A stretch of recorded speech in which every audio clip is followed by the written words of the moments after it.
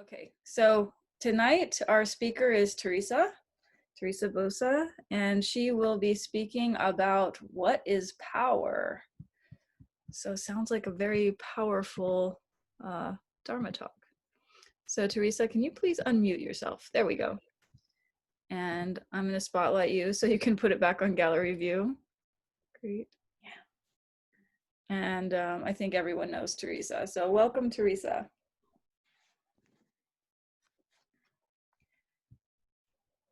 Thank you. Good morning. I had a lot of problems with my internet connection this morning. So I think I need a minute to breathe. Made it. It reminded me, when we were at Kannon, sometimes in the morning, I used to run because I was late in the morning. And one day Les called me and he said, "Do you have a minute?" And I said, yes, what happens? And he said, in the morning, when you are late, don't run. Don't lose your Buddha mind. So this morning, as I was trying to connect and everything, the wheel was spinning, I was like, my Buddha mind, where is it? I need it now. Anyway, thank you very much for being here tonight. It's very nice to see all of you. I assume everybody's in California, with the exception of Giuseppe. So I'm very sorry, for all the wildfires and, in addition to everything that's going on. I was looking at some pictures yesterday of the sky of San Francisco and how bad the air quality is. So I'm thinking about all of you, and I have you in my heart. So the title of my talk tonight, as Bonnie said, is "What is Power?" And first of all, I want to say thank you to all of you for attending the talk and for supporting me and all the priests in training at Kannon every Wednesday evening. And I'm very glad that Les was able to attend tonight too. I am always happy and grateful for his wisdom and guidance. So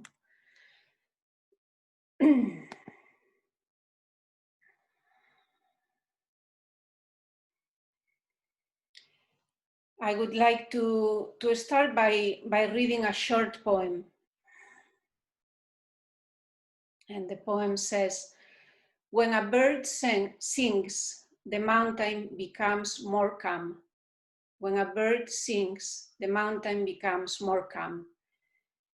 And it's a poem that Suzuki Roshi read at the beginning of one of his Dharma talks in the early 70s in Tasahara. And it made me think about the week when, we went there twice, but especially the first time that I was there was very special. So it made me feel and think about the week we were there with all of you, and how beautiful it is when one is able to feel the silence of a mountain.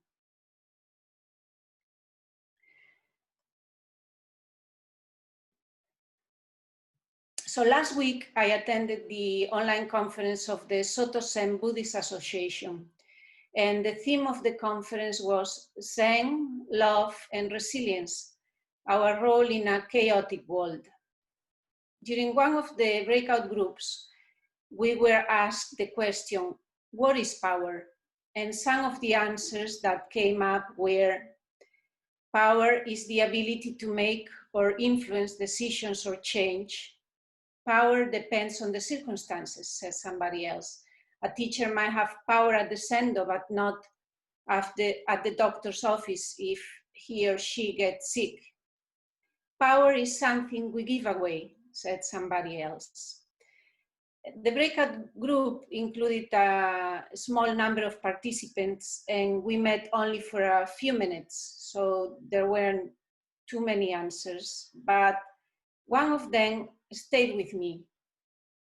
It came from a Japanese priest who was attending the conference, and he said, power is something we don't know we have. Power is something we don't know we have. And there wasn't any time to follow up, or obviously there wasn't the chance to meet in person.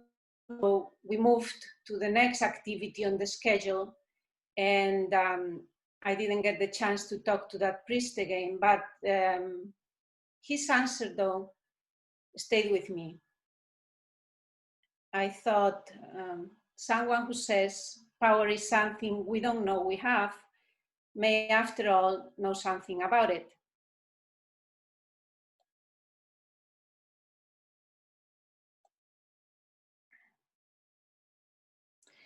So, what is power? Why do some people have a powerful presence? How do we access our power? How do we discover it? Am I in touch with my own power? What does our practice, those who came before us, teach us about it? Those were some of the questions that crossed my mind.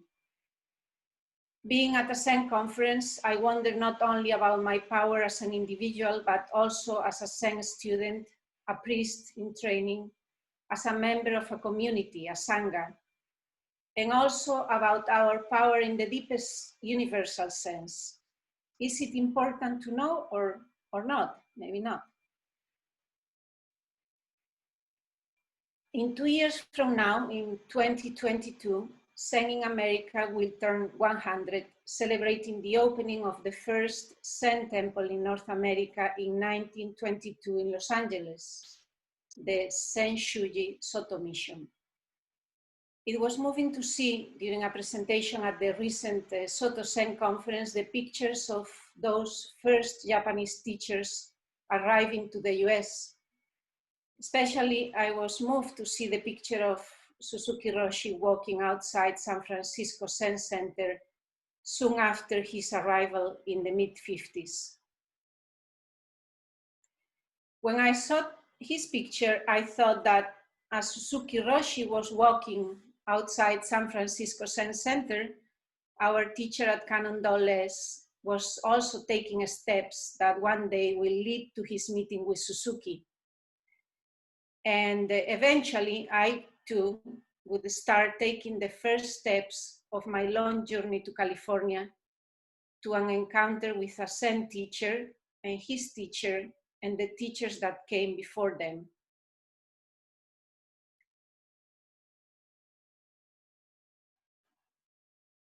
Their courage, determination, their practice, the stories they shared encourage us to believe in our own power, to rely on our effort and direct experience, to rely on the power of Zazen.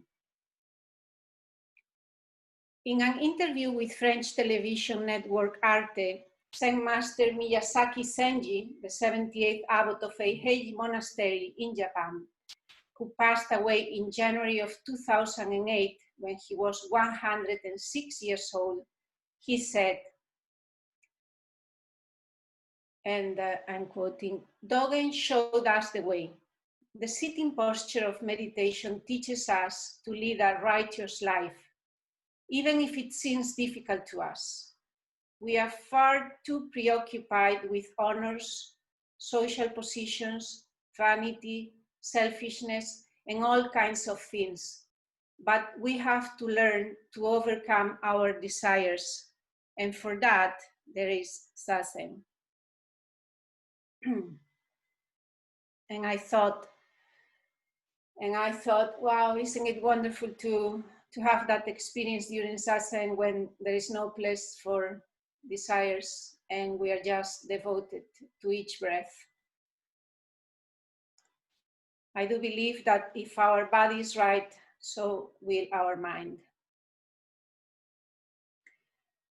Reverend Miyazaki started sitting Zazen when he was 11, and he kept practicing to the end of his life, in total 19 years of Zazen.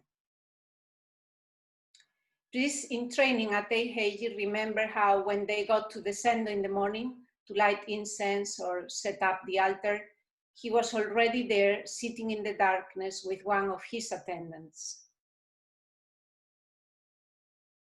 And that made me think of the white Subaru in the parking lot of Kannon that we could count on every morning.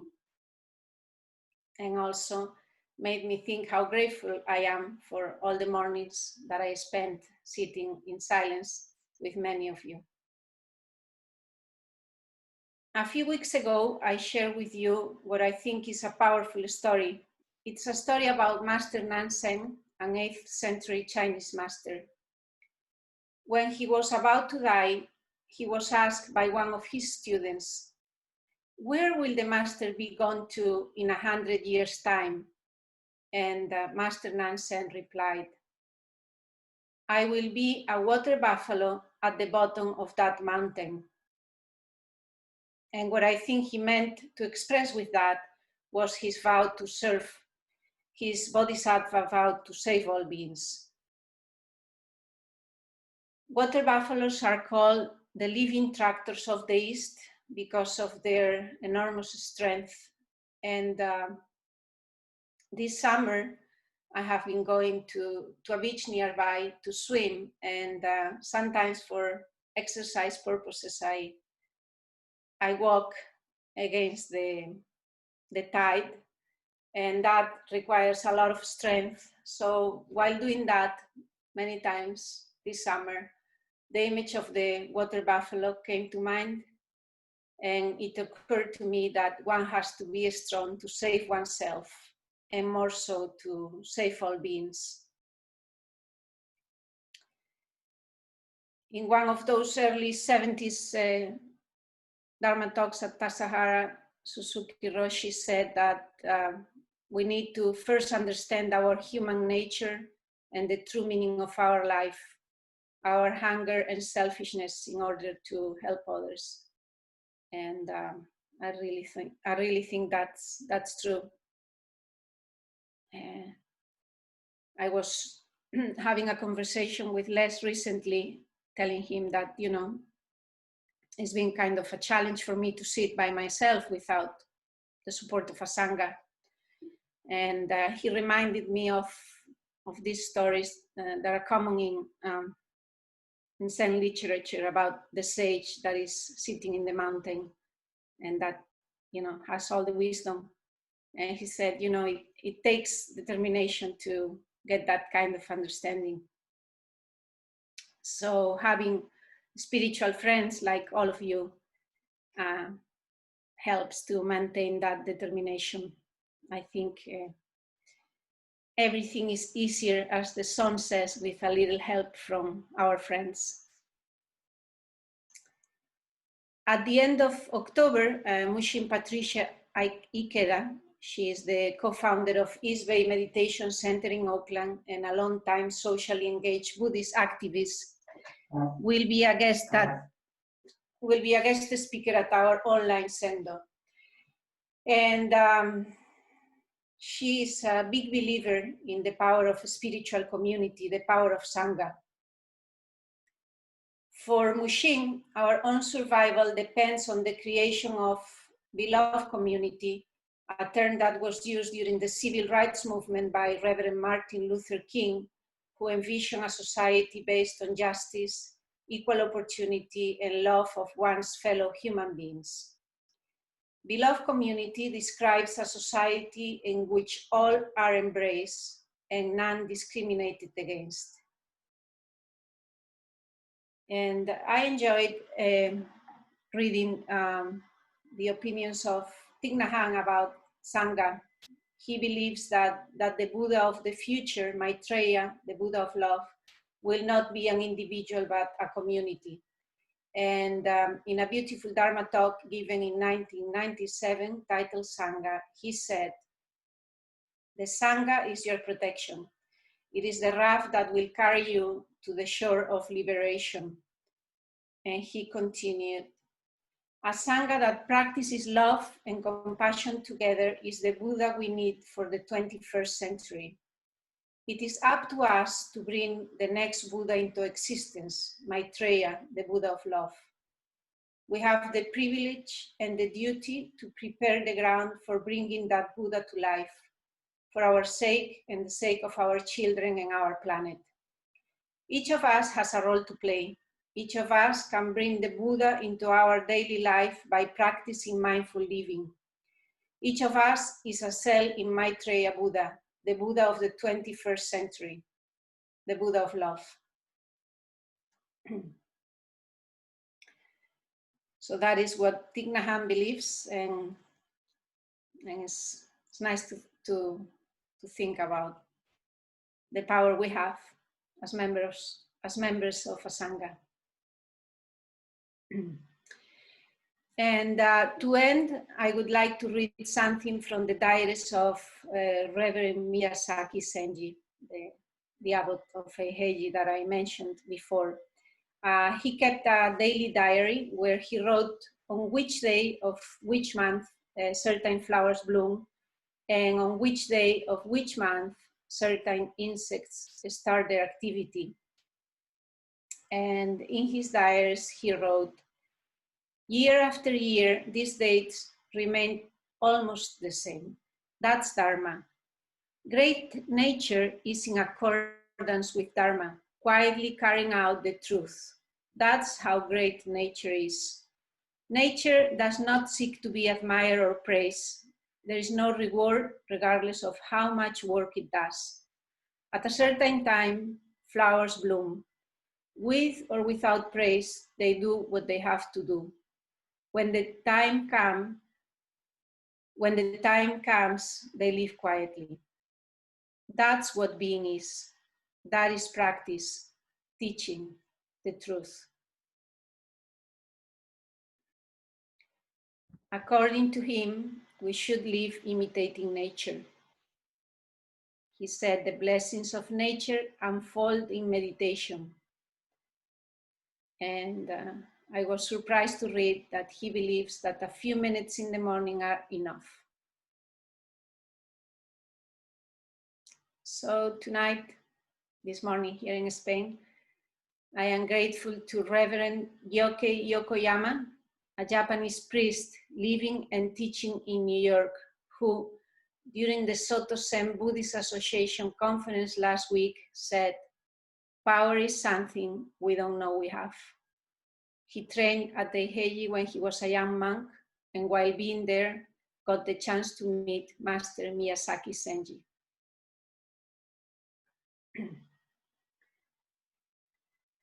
Thank you. I hope you're all feeling very powerful tonight, despite the challenging circumstances.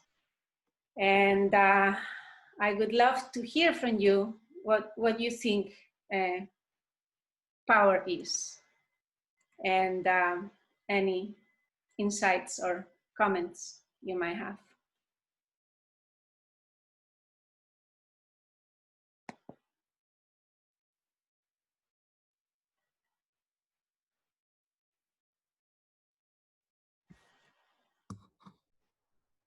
Nick. Teresa, thank you for your Dharma talk, and I hope you're safe in Spain with all the outbreak numbers that have increased lately. I have a question about power, and my question is, where does power come from? Does it come from our own self-efforts, or does it come from outside of us?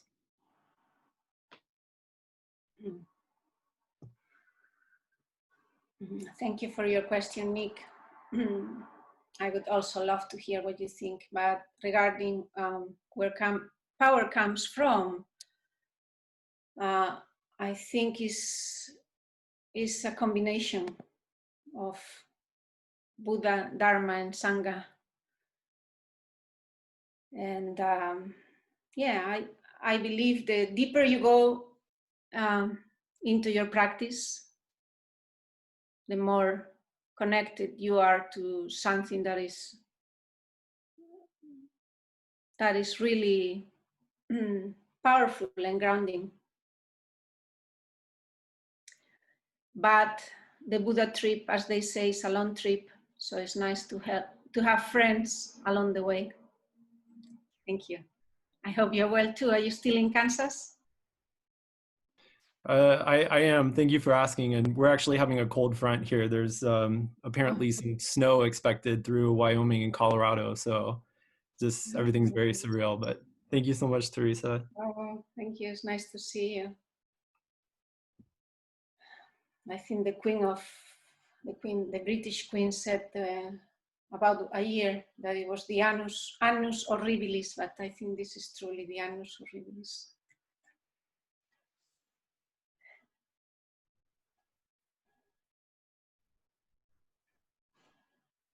Dave? Thank you for your talk, Teresa. I was particularly struck by the idea of the Buddha for the 21st century being Sangha. I've never heard that idea expressed before. And I'm wondering if there's any more that you can say about that, particularly how it might relate to your theme of power. Mm-hmm.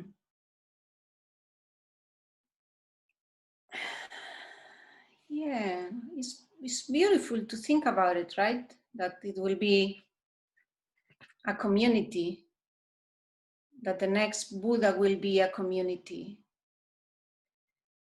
And the way it relates to my talk is, I think the world needs so much love and compassion and understanding that a collective, a group of people will be able to, in that sense, to have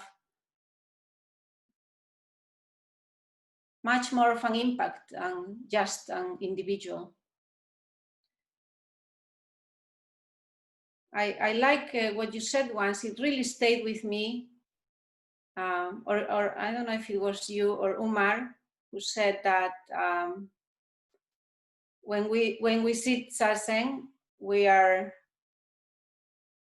quiet in the chattering in our mind, and when we sit together at sesshin with, our sangha, is a way to quiet down that chattering collectively and together connect at a deeper level. So I think there's a lot of power, as we know, I think very well, in the fact of group of us coming together and connecting and supporting each other. Thank you. What do you think, Dave? How could we be the Buddha of the future? Sangha. Yeah, it's interesting to think about that in the sense of there's always, of course, the intimate connection between Buddha, Dharma, and Sangha, the triple treasure. And so, in a way, this observation isn't so much something out of the blue as it is just saying, well, there's perhaps a subtle shift in that relationship between Buddha and Sangha based on the circumstances of the 21st century. Mm-hmm. I mean, we all, I'm sure, are familiar with the saying that Buddhism is like water. When you pour the water into a new vessel, it takes on the shape of the vessel. And when Buddhism is in the context of a society, it takes on the shape that's needful to be effective in that society. So in that sense, a shift in the relationship between the elements of the triple treasure based on the rather remarkable speeding train of societal change that we're embarked upon. It's not surprising that such a thing be necessary. I remember there's a statement in one of the books by Stephen Batchelor where he says people sometimes try to talk about the essence of Buddhism aside from its role in any given society, and he said he believes that that's meaningless, that really Buddhism inherently is something that's engaged with a particular society. And so when we have Zen in the West, and in the West in the 21st century, we have to be alert to the needs and opportunities for this kind of evolution, and not simply, be too lazy and stuck in the past to open our eyes to this. Mm-hmm. Yeah. I think the current situation really calls for a more engaged approach. Thank you.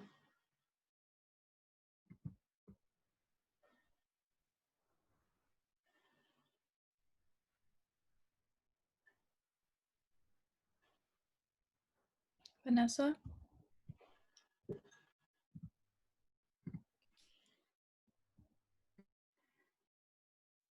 I was thinking about what you said, Teresa, about power is something you don't know you have. And I had that thought the other day. I was looking at some old photos of myself from like 20 years ago, and just seeing the power of 20-year-old me like came through in a picture in a way that shocked me. I was like, wow, I couldn't see that then.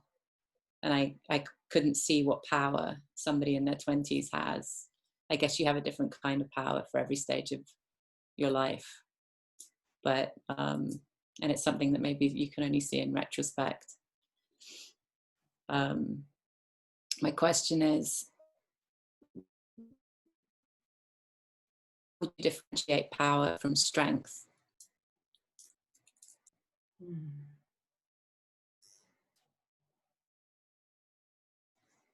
Yeah, that's a good question.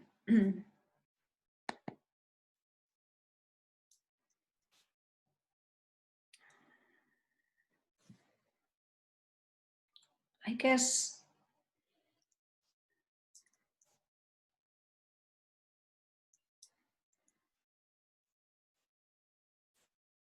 guess I associate more strength with physical strength, and power in this context, in the context that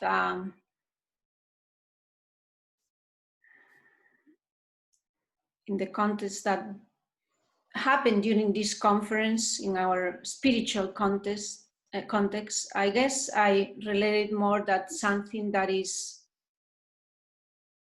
unshakable, and also what this abbot from Eihei described about, the law of nature, how flowers bloom at the same time, how insects start their activity at the same time every year, year after year.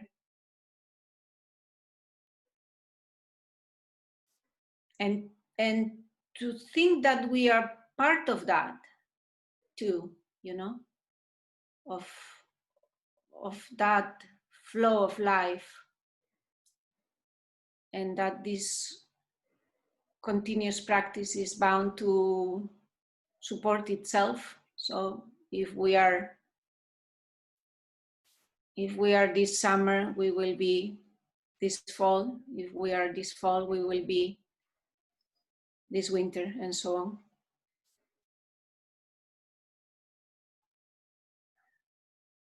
I guess that.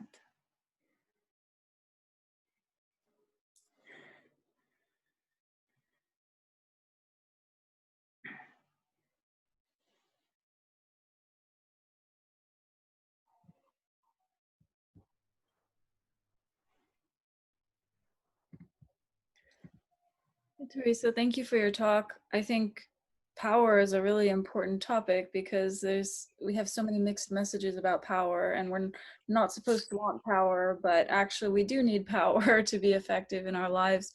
And I actually remembered something from one of your previous talks where you said that you were applying for a job and your boss made it seem like there was only one role and either you or this other woman would get it. And they did that to try to make you work harder or something, but it caused problems in the relationship. And then when you found out, oh, actually there's positions for both of us, we both have the job, then things got better, right? And that story stuck in my mind because it's so symbolic of how dysfunctional Silicon Valley is with all of the unnecessary competition. But I think a lot of that actually carries over to the spiritual realm as well, and spiritual practice. And when people feel pitted against each other, or like we have to decide who's best or fit for the role, it feels like a huge distraction from the real practice of actually working together and supporting each other in practice, which is that community sangha power of the community. So not sure exactly what my question is, but I just wondered if you could talk a little bit about that, like you know, your experience in the working world and how that experience might apply to the spiritual world in terms of how we relate to each other, like, you know, sharing power, I guess. Yeah, thank you. Yeah, that was an interesting story with my when I started working as a young reporter, you know, and the managing director just did it to make us work really hard. But we always played fair game. We never were disloyal or did anything wrong in order to get the job, as I said. And yeah, we became best friends. Interesting. We both got the job. I think, you know, of course, there is power in the real world, or in the, as you said, in the labor market, right? There's so many things. And I had another editor once. She was a master in manipulating our egos as journalists. And I was seeing that. I saw that she was manipulating my ego and everybody's ego, but I couldn't avoid it, you know, because I wanted it so much to get certain assignments or go on certain trips, you know. So for me, what is a relief is, of course, we have to operate in the real world, right? But it's a relief to think that there is a power that nobody can remove from you, you know? And also, I'm less attached to achievement or those things that I was more attached when I was younger, and I care more about. I remember I used to do a Google search about my stories and how many hits, where were they published. Wow, a lot of suffering with all of that.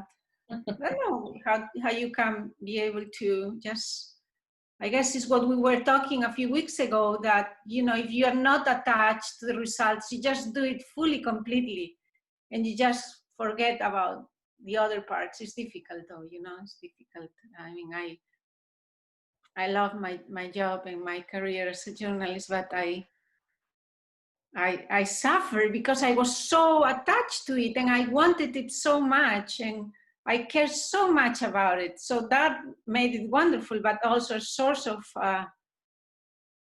pain. Yeah, it's good to work together. It's good to work together for sure. I guess to remove the ego is the work of, it takes a lot of work, I guess. I don't know what it takes to sit, I don't know, to get deeper in the practice.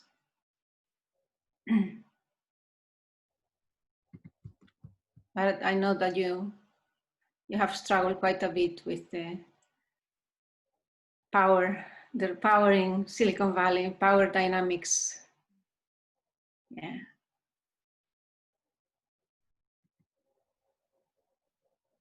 Thank you. Thank you.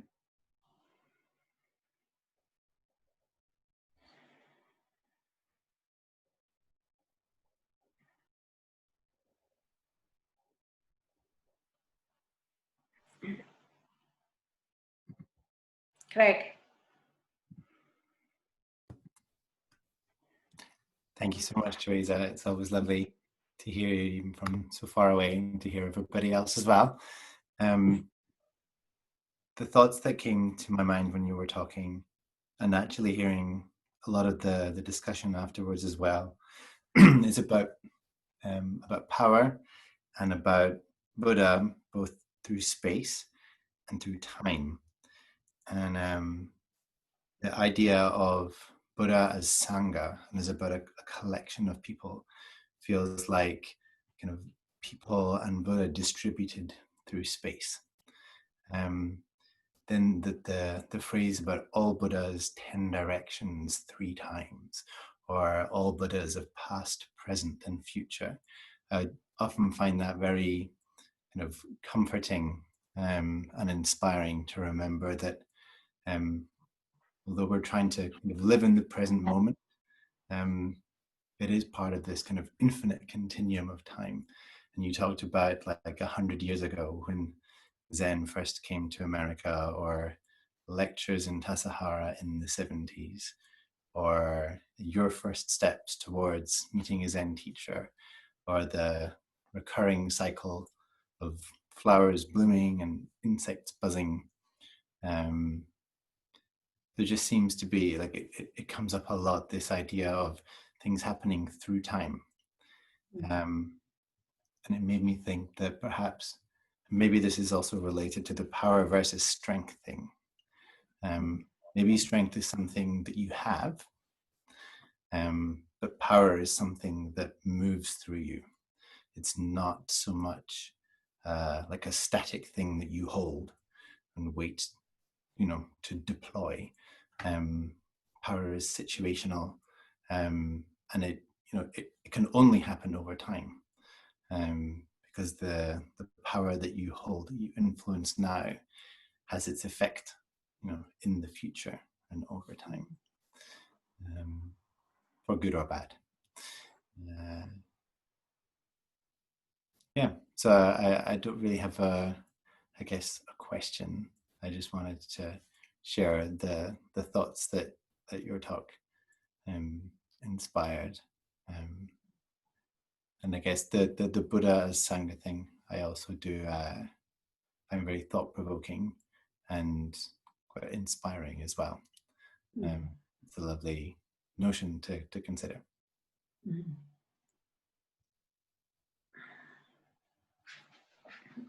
Thank you, Craig. I love how you always connect these talks to some part of the chants. That, of course, you have now memorized very well after all those Saturday services for months and months. Yeah, I think, I don't know, I have to keep thinking about it, about this power is something we don't know we have. It really stayed with me. And it's interesting how somebody says something, it's just a phrase, but for some reason, boom, hits you. And then you go into all this quest, right? Because I didn't know who that priest was, but I kept thinking about it. Then I went and did a search on Google, and I found this abbot from Eheji. And wow, it's really incredible, this man. And I don't think what he wrote has been really translated. So I watched a documentary that was done by this French TV station. So I had to translate it. It was translated, what he said, from Japanese into French, and then I translated it from Japanese into English. So I hope it's accurate. But, looking at him, 106 years old, he kept sitting till the end of his life. And the documentary shows him sitting zazen, and he looked more like I don't know, a creature somehow, like a lizard. When I saw him, I thought about a lizard. And the power he had, they showed him writing calligraphy, and he wrote the Heart Sutra. He did the calligraphy 3 times per day. And then what was really interesting was to see how much power, how the voice of a person, the way it projects, a lot of older people, they lose this ability to project their voice. But his voice was still very, very powerful. And he was very much the other thing that surprised me being at a monastery, how aware he was of what was happening in the world, and how, you know, what he said came with so much energy. So yeah, as you said, this, and some images that are told in Zen stories, I think they are to awaken something in us. So maybe for some reason at this time, since, you know, these are challenging times, maybe I also feel the need to connect with my own power, my true power, not the power that Bonnie was describing before, which is obviously very important too, and we need to navigate that, but something that is deeper than that. And I think maybe that's the reason I was inspired by this comment, by what this Japanese priest said. Giuseppe? Oh, sorry, I accidentally muted you. I tried to unmute. There you go. Hi, Teresa. Thank you for your question, for your talk. Hi, Giuseppe. And can you hear me? Yes. Great. My question is, how do you practice without, how would you advise us to practice without getting a fascination for power? And I want to share my thought about power is similar, I think, to what you said in your talk, and that power doesn't. Power is not relying on anything, and so not having power is relying on things, and having power is not relying on anything and supporting the people around us, the situations.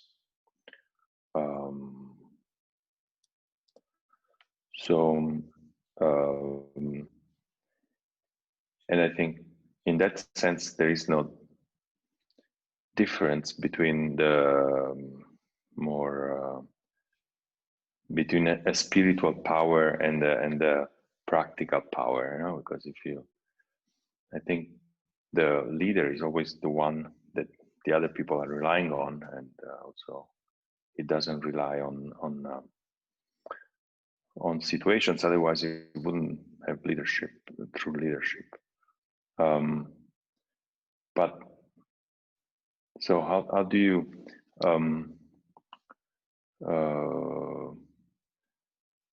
avoid the fascination for power?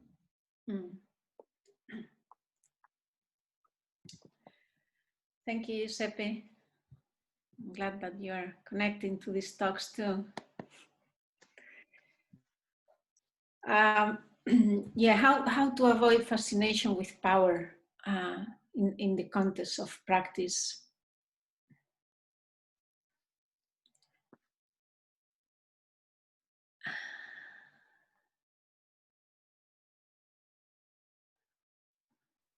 You know, once I was facing a personal difficulty when I first came to Kannon. I think a lot of us come to practice with, you know, it was a challenging moment for me. Not terrible, but a little bit challenging. And then I had a conversation with Les one morning. And it's funny, I still remember that. And he told me, you know, when you get up in the morning, think, I am much larger than just Teresa. I am much larger than just Teresa. And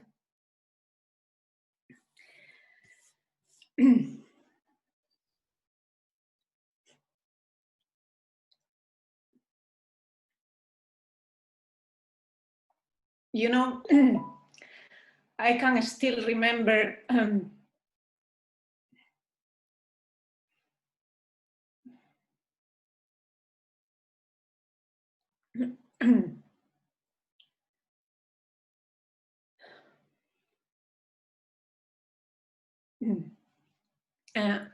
I can still remember coming out of my apartment in Mountain View in the morning, thinking that, you know, I'm just much larger than myself, and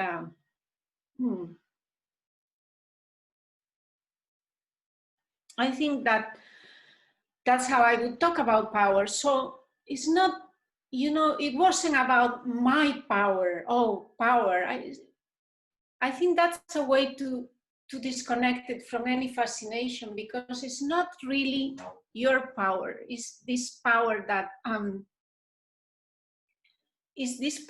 is larger, much larger than you, and you're part of it and being sustained by it.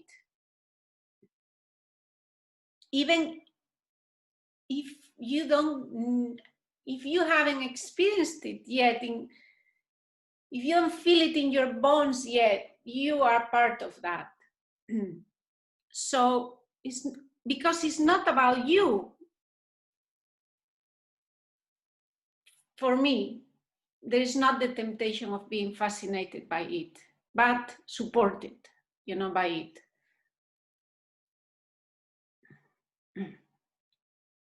Thank you.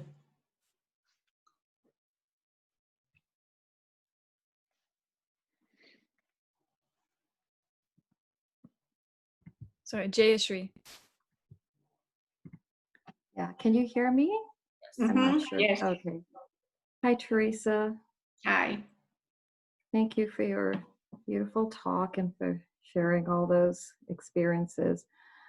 I think as I was hearing you, first of all, it's so beautiful to think of power as coming from yourself.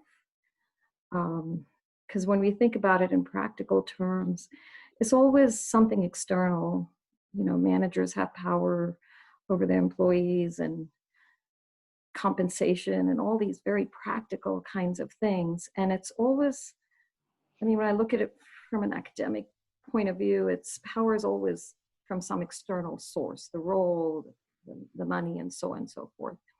But here it's from within you. And that's very beautiful, spiritual power coming from within you.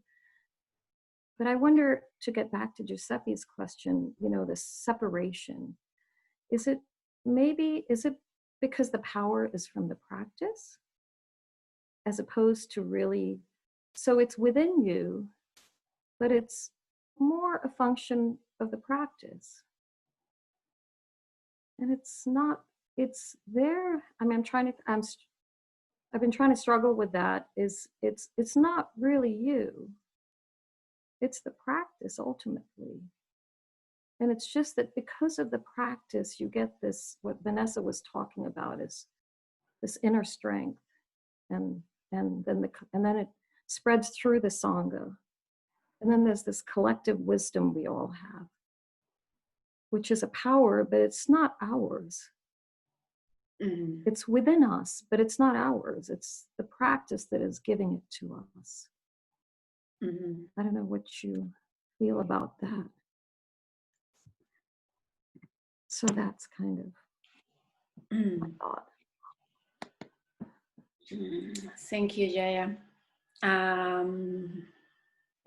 Somebody saying this.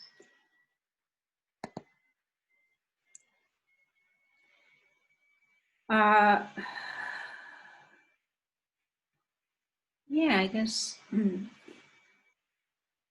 not sure what your question is exactly, but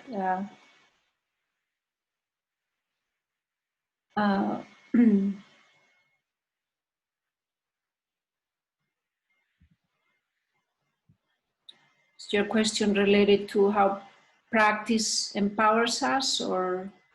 Yeah, I was wondering if, and I don't know if it's a question or an observation, but is it really that it's us that have the power, or that it's the practice, and that we're just we're just really, like you said, you talked about, well, you enjoy this, or you experience, when you describe the experience about being larger than yourself, of Les telling you that, that was something really larger than you.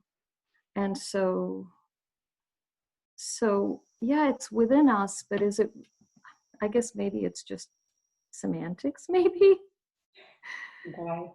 Is it within us, or is it just something that's there and that we are able to, Oh, I see what you mean. Yeah. that we're just able to absorb it because of the practice? It's all around us. Right, right. Yeah, I see what you mean. Because we practice. I mean, I find like when people have a practice like we do, we're so much stronger when we have to deal, like all the challenges that we have to deal with them, with people that have practical power over us. Right. But because of our practice, our spiritual practice, we have that, we're able to tap into that source. Yes, now I understand what you mean. Yeah, I think I agree with that. It's ours and it's not ours. Right. Thank you. 1 second, Diane. I'll be back in 1 second. No problem.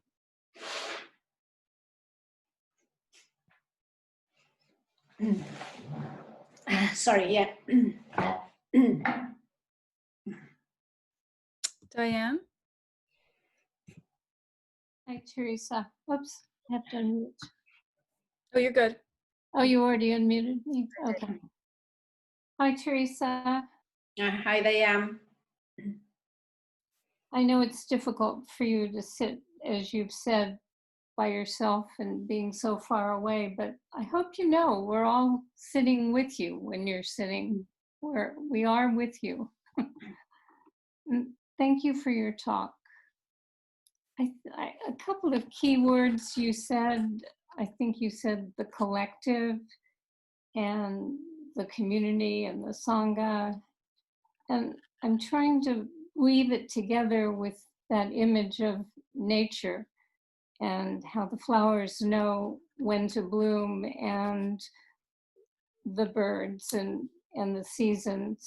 And it seems that when we together are expressing our nature, our true nature, then there's a power in that.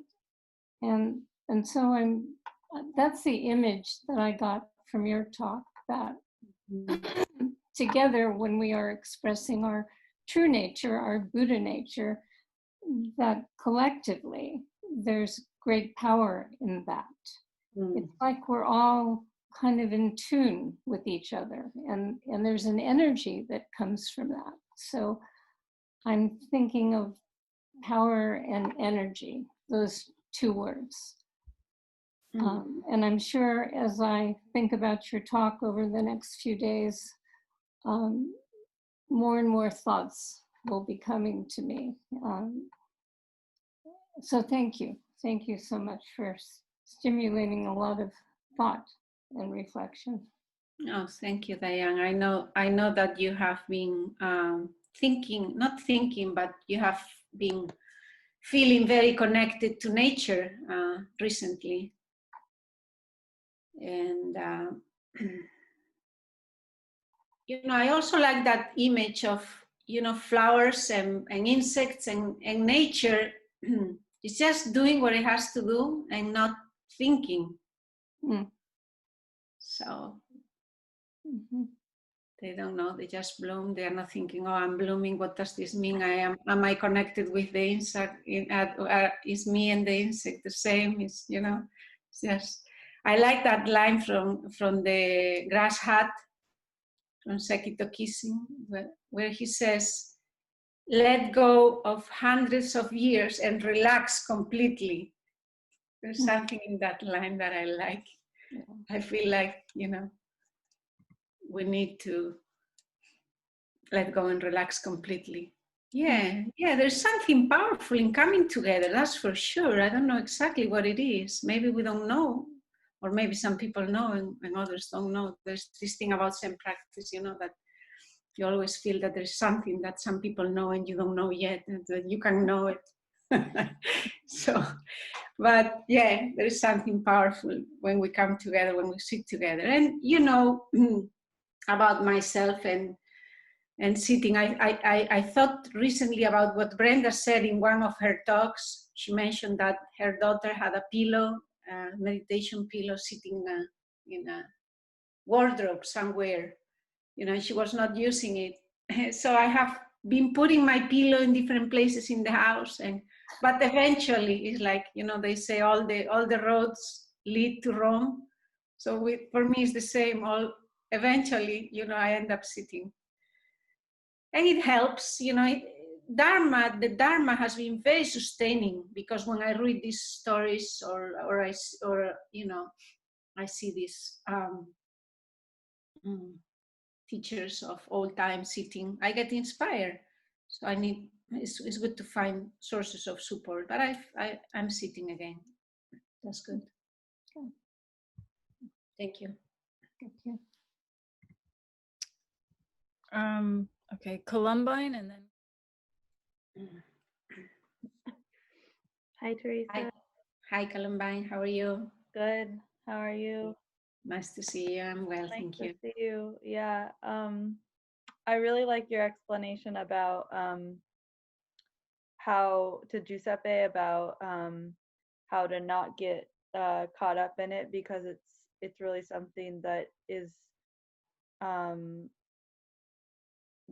I guess it's not something that we own necessarily, but I was wondering what the opposite of power is. And I was wondering, like, is it weakness? And I wonder,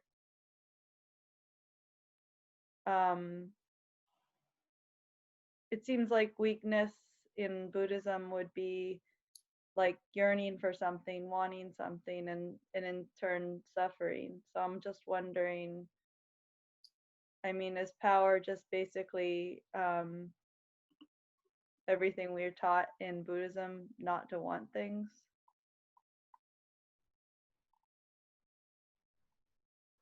Sorry, what do you say? The last part is not to want things? Well, I guess I'm just wondering, one way to look at power would be to look at, like, what's the opposite of power? And I don't know what that is. I guess weakness, I guess.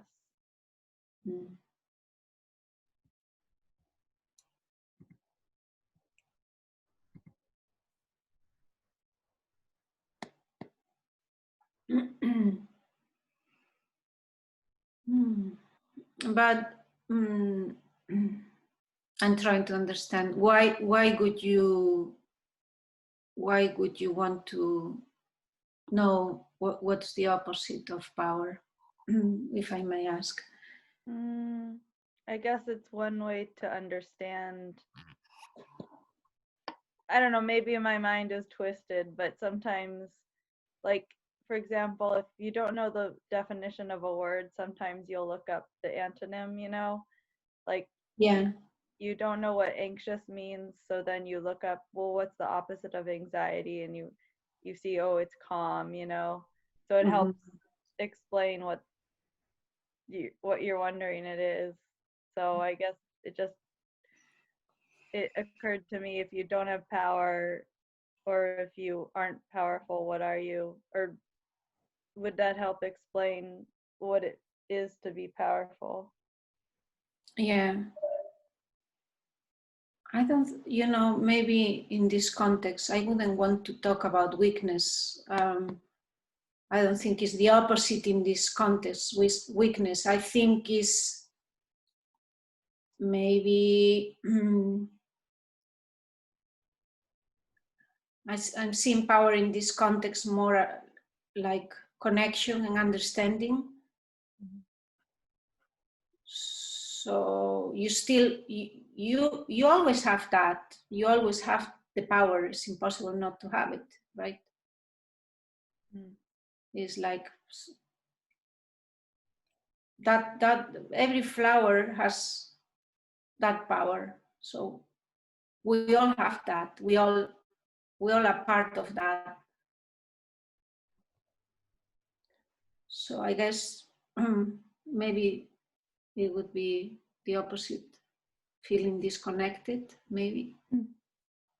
Not having a sense of connection.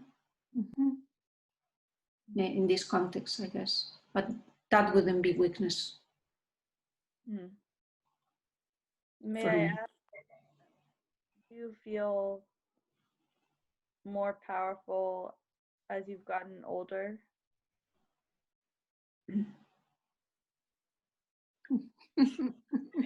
Yes. Yes? Okay. Then I have some. Without any doubt. Okay, good. Good. Well, I was wondering because Vanessa said she felt so powerful when she looked at pictures of her Yeah, younger self. that's a And different so, kind of power. you know. Well, Vanessa has always been super powerful.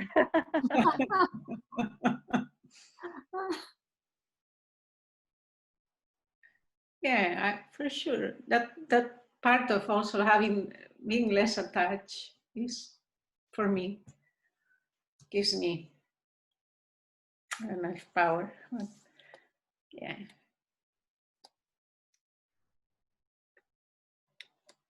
I just wanted to ask a quick question related to that. I mean, just would the word be ignorance? Because Teresa, when I was listening to you, you said that the power is really our awareness and understanding. So if we're not aware and understanding our own power, then that would mean that we're ignorant. Yeah, it's true. But tonight I kind of feel like using kind words. Well, ignorant has such a So ignorance is so harsh. Got it. Okay. And with all everything is going on, wouldn't it? I think we all nice words are like soothing, you know. So this connection is not so hard on us, you know. We don't have to make it harder. It's quite hard already right now. That's a good point. Peter?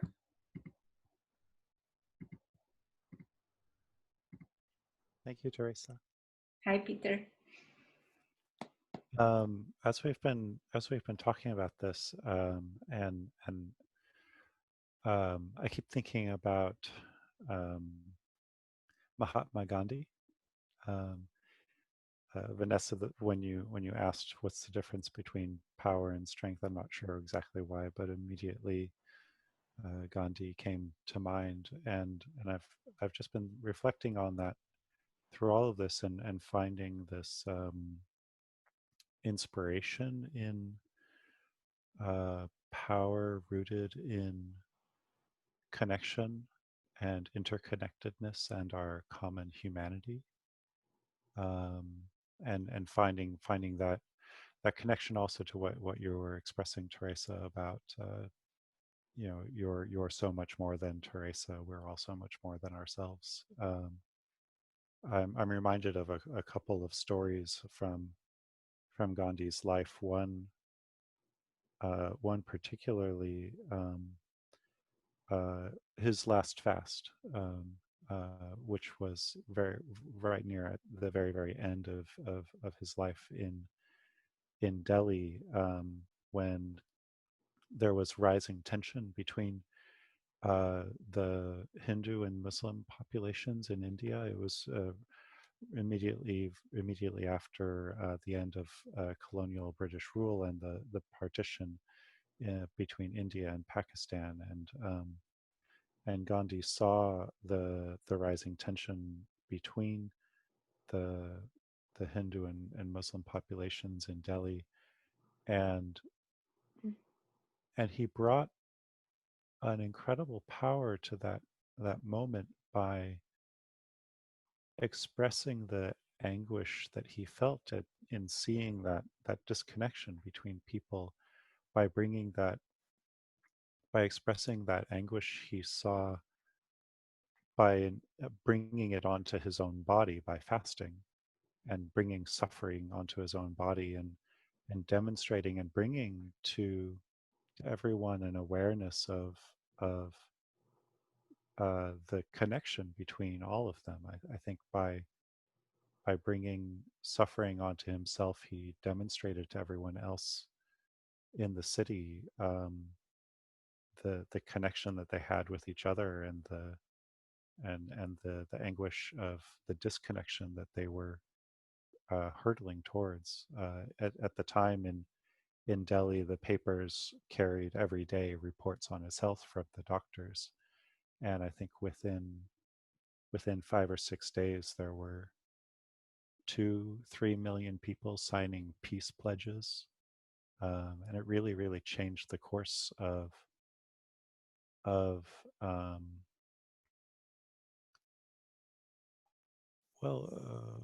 history, really. And if this example came to mind immediately in the difference between power and strength. Gandhi, this little frail old man, literally starving himself, getting weaker and weaker and weaker.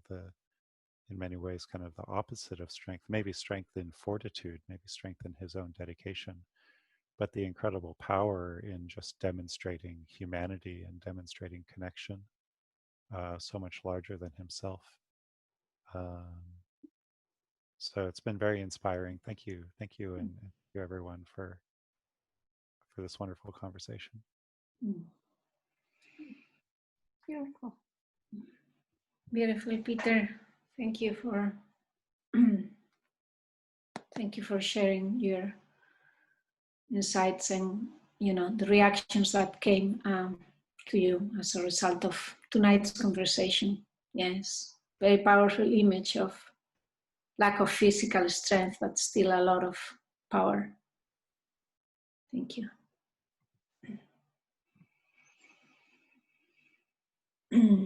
Les, how are you? It's nice to see you tonight. Oh, I'm fine, thank you. Good.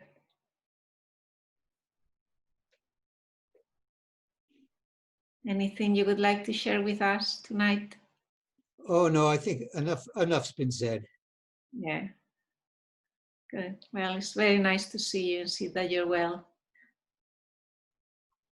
And I hope Mary is doing well too. Thank you. Mm-hmm.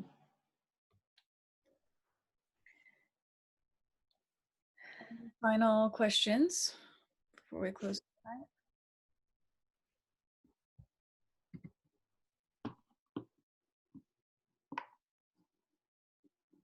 Okay, that. Oh, Dave, do you have some? This wasn't a question. It just relates to what Colleen was saying about the historic definitions of power that tend to be male and macho and aggressive. Whenever I hear the word power, I think, I don't know how many of you are old enough to have watched the old Dallas TV series back in the 80s, but there was an amazing interaction between a couple of the characters there where young Bobby Ewing was being chewed out by his dad for not taking care of some problem at the big oil company. He said, but Daddy, you never gave me the power to do that. And gruff old Jock Ewing turned to him and he said, son, power isn't something somebody gives you, it's something you take.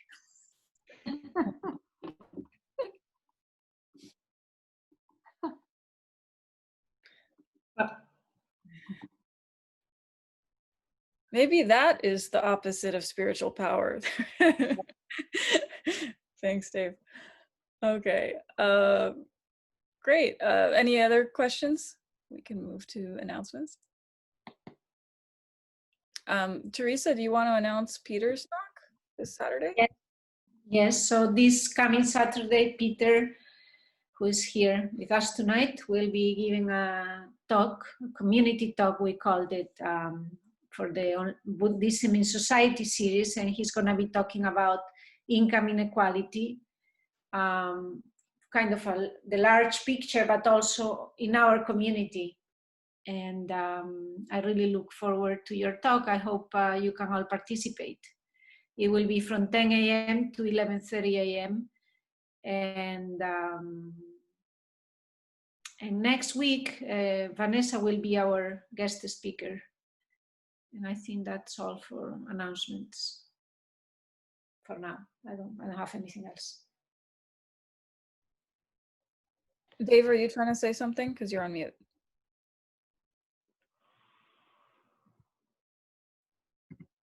I was pushing my space bar. I don't know what happened. I just had a quick question. Do we already have the link for the Saturday talk? Or... Yeah, I was just about to say that. So I don't want to change things on too short notice, and we had some trouble getting the Kannon Zoom account up and running, the new one. So we're going to use the same account or the same link that we've been using for Saturdays, and then I plan to change it after that. So probably next week we will have the new link ready. But yeah, for this week, the rest of this week, we'll continue using the existing links. Okay, I think that's it. Any other announcements? Thank you. And we are officially finished for the evening. And you're welcome to stay for a few minutes, or you can drop off. Thank you. Thank you, Teresa, for a wonderful discussion. Thank you, Teresa. Thank you, Teresa. Have a good day. Thank you, Teresa. Or wait. Yeah, day. Nice to see you. Quite a day here, so.